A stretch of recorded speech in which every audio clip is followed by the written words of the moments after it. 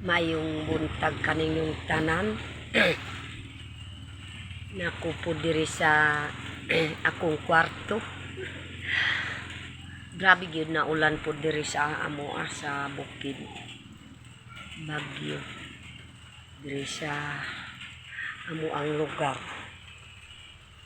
Sa Malamboon.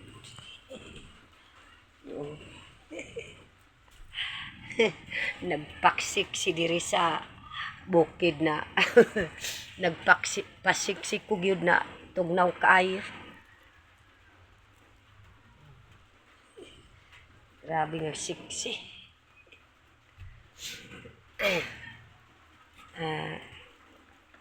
Mayong buntag kaninyong mampis o tanan pud nagmamahal sa ako. Ayaw lang pud mampis kabalaka mangayo ko imuhag pasaylo bahin kang si kuan nagbisitas ako si si Sel Ili gahapon na adlaw gyud nagbisita po diri sa ako. Nakalit ko gyud ako gyud nakahibalo po na naapod diri sa akong balay. Na ako po dito kay Ma'am Tis. Oh, nalibat na gyud na nalismat.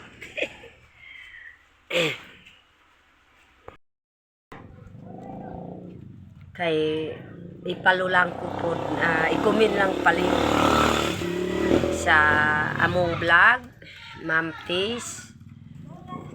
Labi si Sil Ili, ipalulang po akong vlog. Si Ma'am Maria, si Ma'am Wing, si Ma'am Rose. Ug tanan gyud wa ko gyud nalimot na ko gyud ang ngalan ko nagmamahal pud sa ako ug si Ninita. Si Ninita kay bisag ulan gyud nag-eskwela pud si Ninita. Bisag ulan kay maning kamot pud na bisag ingon ko pud sa akong anak bisag ulan pag-eskwela pag-amping sa eskwelahan ni Ninita.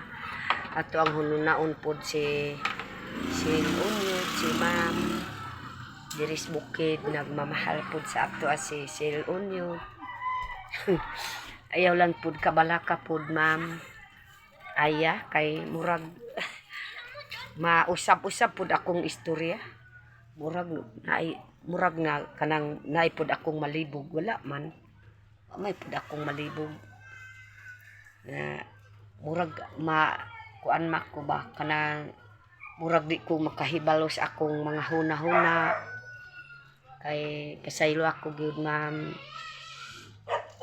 Tis o si Ma'am Aya ug tanan nagmamahas ako murag di ko gyud litok-litok ang akong istorya si Sil Unyot kay basta akong mahuna-una si Chulita murag akong buot gyud na murag mawala-wala pod akong buot ba na kasubay-subay akong hunawna sa akong anak na matay na mas arang-arang na karon kay tagsa na lang kay ang bata akong apo si Kayla siri naapod diri sa akong atubangan ako na pod mubuhi kay Kayla maugyod na kanang basta maunaw ko akong anak lahi pod murag way akong mga isip pasubayon na isip ay lahi pod akong maunaw na kay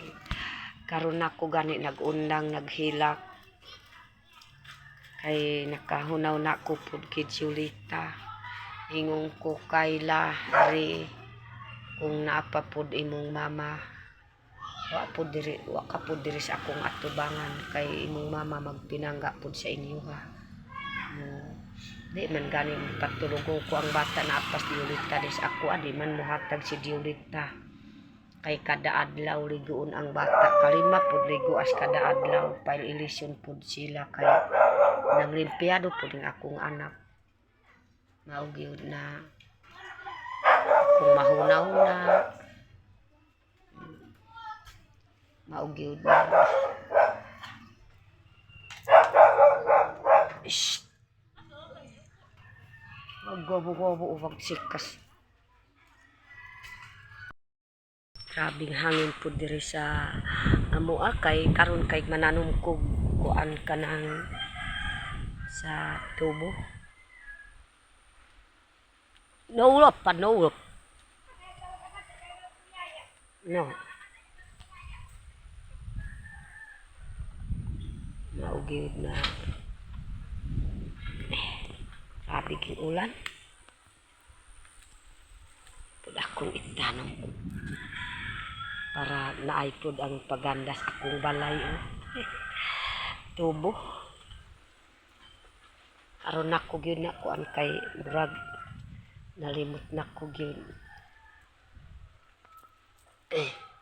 Nalimot na ko sa akong itanong po diri ko sa lubot sa kahoy. Sa punuan sa kahoy. Ang lubot. Grabe yun, atik ni Nanay Lorna ba? Imbis na kahibalo na punuan sa kahoy na ingon man po siya na lubot. Bastos na ba?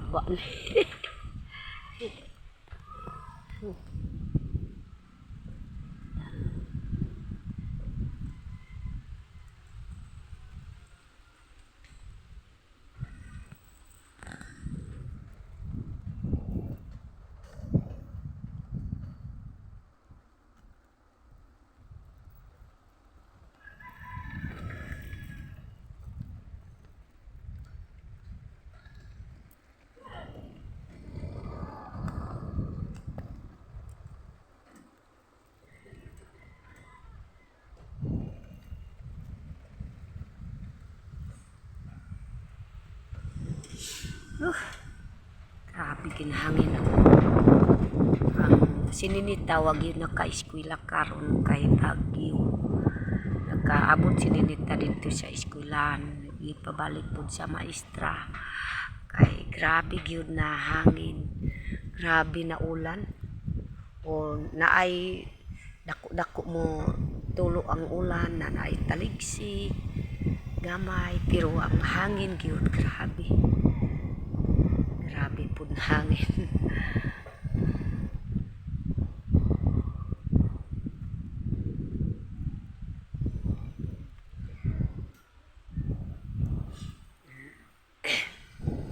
Akong gulayan diha.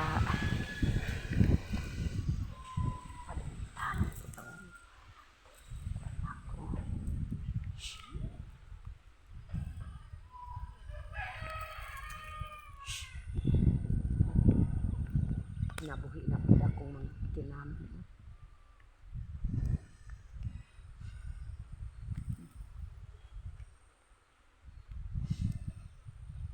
Takas na po ang mga okra.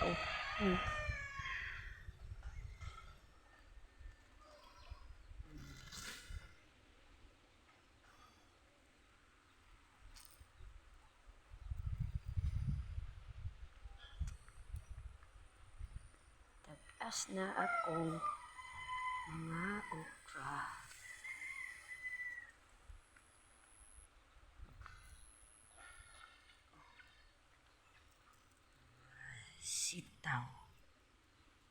Sitaw po tagas na po yung akong gulay. Hapit na po yun maka-harvest. Hapit na po maka-harvest sa akong gulay. Ako pang sa kahoy ba, panghakot kan sa kahoy basta walay bagyo. Ano sa bagyo?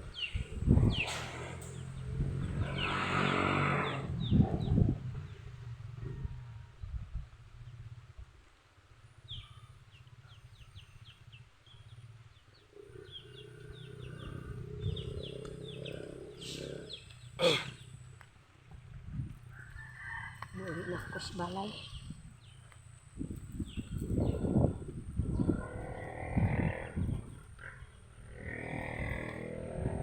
Mga sili. Nabuhi na pud ang sili.